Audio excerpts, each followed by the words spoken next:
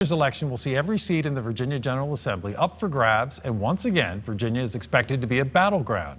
We've invited the candidates from the Senate and House districts that represent the Richmond metro area to come on CBS 6 News at 7 here and talk about their campaigns, and we will post every video from every interview on our website, WTVR.com. Tonight, Mark Lewis. He is a Libertarian candidate in the 9th Senate District.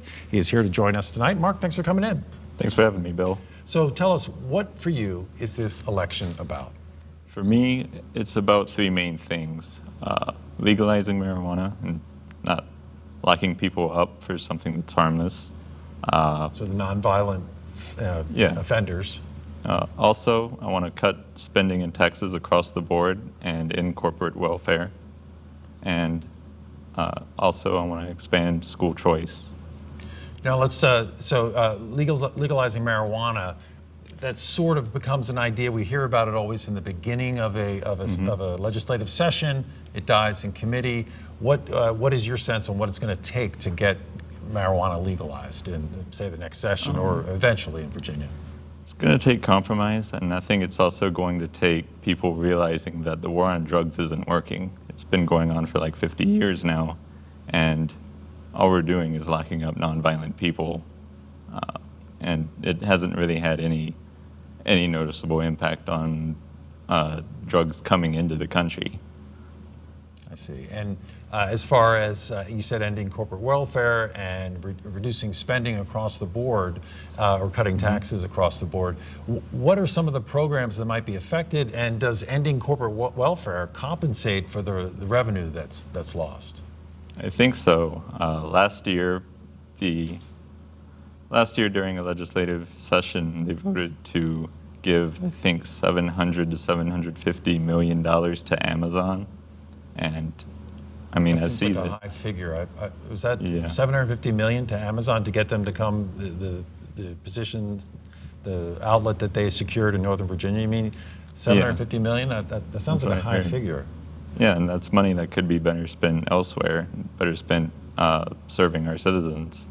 I see. And but what about, for example, last time around, Medicaid expansion was an issue for Democrats, and they finally succeeded in getting it passed.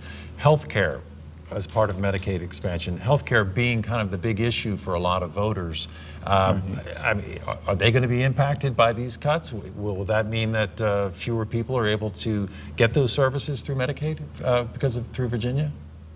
Well, those would be programs that would be affected by those cuts, but I think that the way to make healthcare cheaper is to get the government out of it. When the government is giving these big subsidies to companies just like Amazon, they're picking winners and losers, and they're messing with the market in a way that it shouldn't be messed with, for lack of better terminology. Well, and there's also another issue everyone's talking about. The special session was aborted. It was supposed to deal with gun violence, and Democrats thought, oh, maybe there'd be some gun control issues, well, namely background checks, the one handgun of purchase. That never happened. The session ended abruptly, and that was after Virginia Beach.